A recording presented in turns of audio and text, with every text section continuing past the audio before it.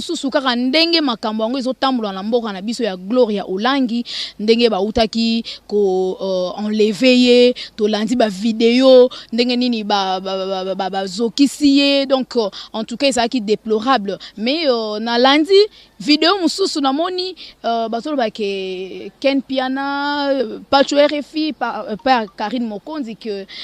c'est comme si par rapport il y a enlèvement wana Gloria Olangi yo kokoloba nini. Vous êtes pour, vous êtes contre par rapport à ça?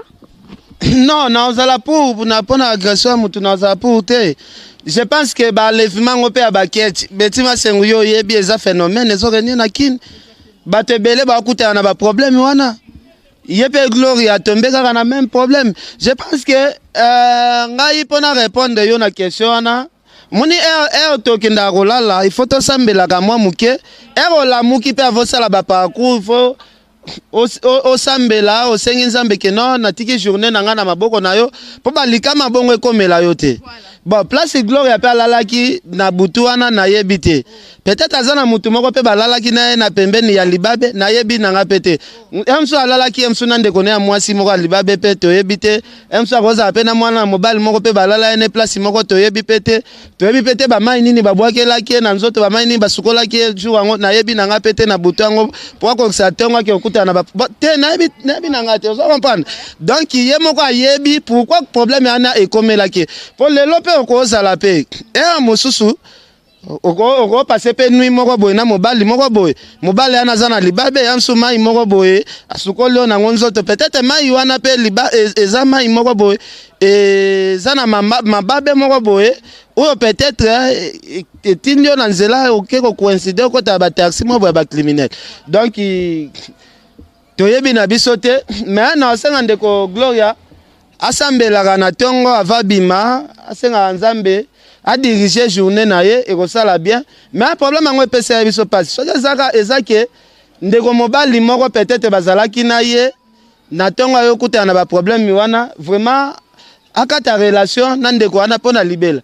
soki ezake ndeko moko mwasi peut-être camarade na ye jour ngo alalisaki na ndaku na ye donc akata ba relation na ndeko na mwasi ana pona libela donc c'est ça le problème. Voilà. Mais ba rumeur ezo circuler que euti pour la tala ki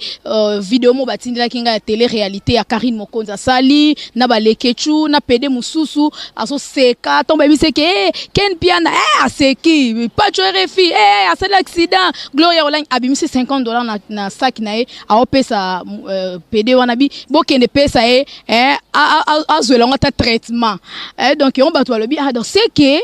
yepe aza na base ya enlèvement ya Gloria Olangi côté ya la team Karine Mokonzi pour na acte wana comme ça $50 zo pesa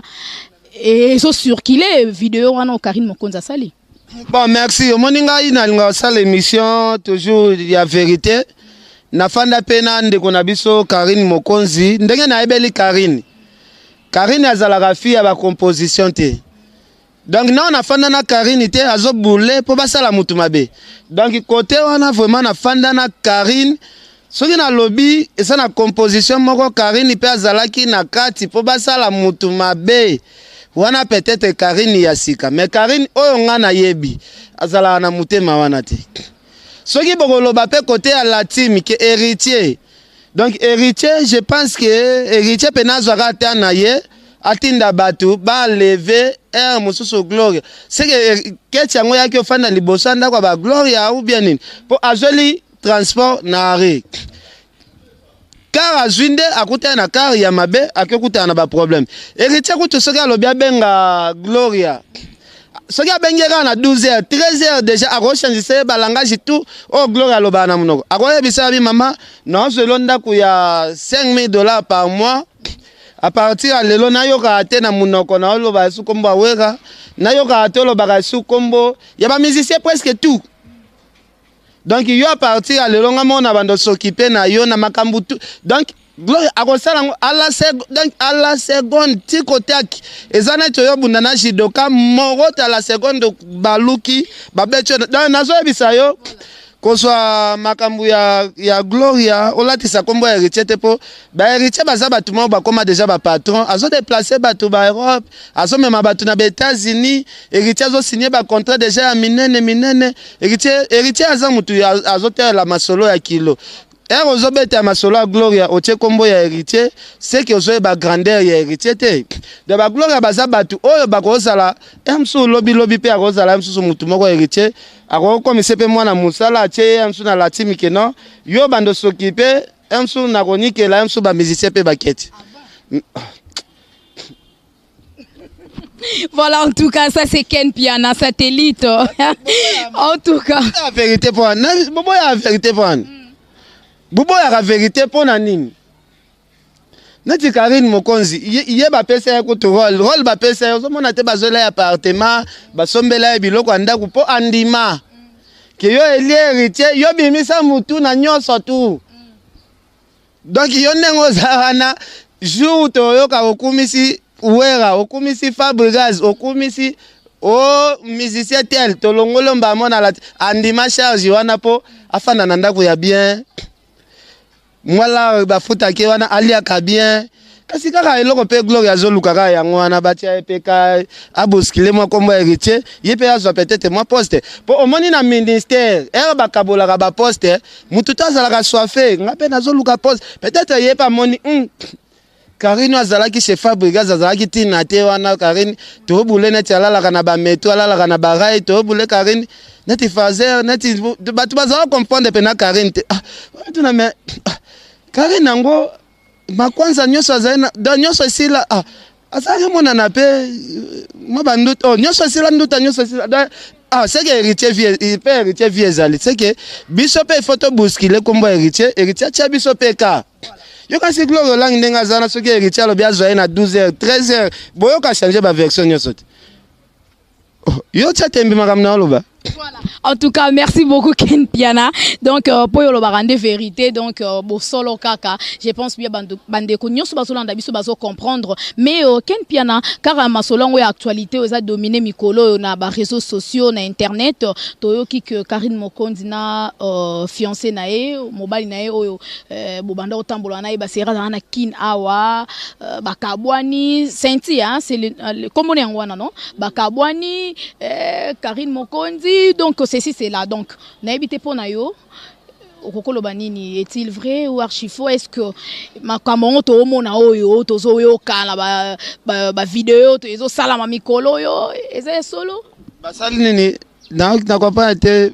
bakabwani na fiancé nae senti o sala émission kuto la kisa biso parler na bango kuna na mo fleuri on se confondre ou bien solo ba makambo solo ba bolingo ezala kapi garçon ana utaka na epoto aye Kinshasa azoluka succès abina beta album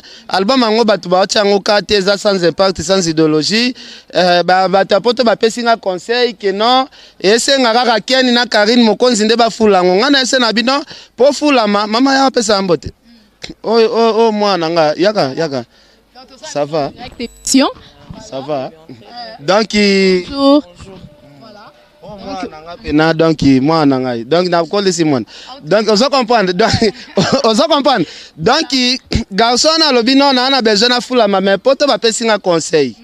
Que batu ba ko fulanga bien et sakaka yo Ken na Karine.